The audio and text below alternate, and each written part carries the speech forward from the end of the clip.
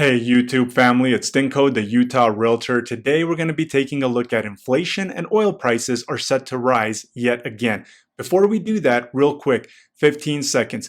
If you need to get a hold of me, my contact information is down below in the description. Remember, when you're looking to buy a home in Utah, Dinko, the Utah Realtor, has your back anywhere in Utah. Again, the contact information is down below in the description. I have people reaching out to me all the time and I absolutely love it. And I'm going to keep providing this information so you can make the decision when you feel comfortable to purchase a home. If that's right now, I'll do my best to negotiate you the best possible deal. If that's in a few months, 6 months, or next year, I'm going to keep giving you this information and I'll be there for you when the time is right. Now, if we take a look at this article by Bloomberg, U.S. Saudi oil pact breaking down as Russia grabs upper hand.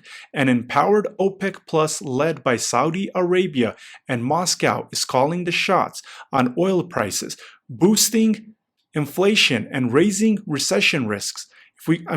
This is not good news. We're finally supposedly having inflation coming down, and now inflation is set to rise yet again because of oil prices. If we go to this article over here, and this one is by PBS, a senior Federal Reserve official said that Friday that there has been little progress on inflation for more than a year, and more interest rate hikes are needed to get prices under control.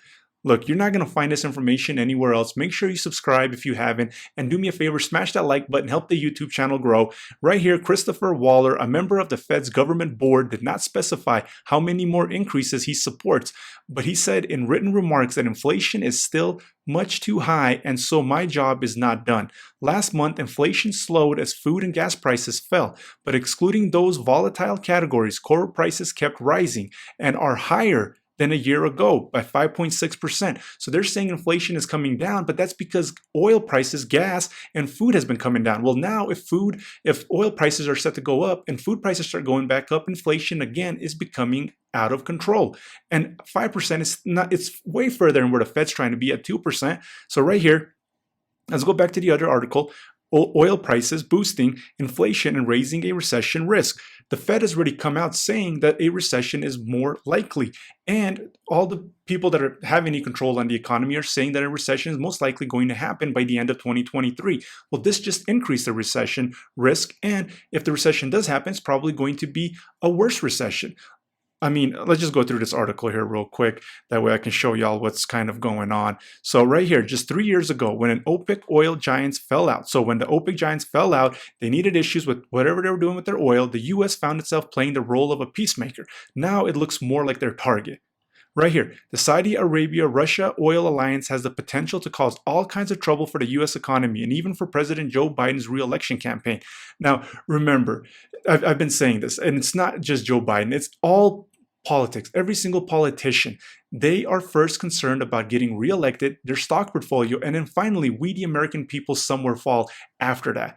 That's why there's so many different dominoes in the economy. That's why nobody knows what's going on, because fixing the economy for the American people is really not priority number one. It states it right there, right? Everybody's always worried about their re-election.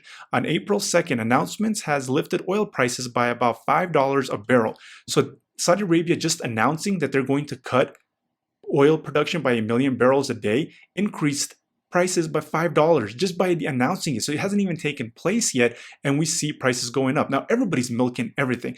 Remember the chip shortage, builders, car dealers, everybody's saying, hey, there's a supply chain issue. Everybody is milking this for as long as possibly that they can to get as much money as possible. Now, Econ 101 in economics, if you cause this, you're actually overheating the economy. So if economic rules really do apply that they teach in school, this is going to overheat the economy and cause a much worse recession, potentially.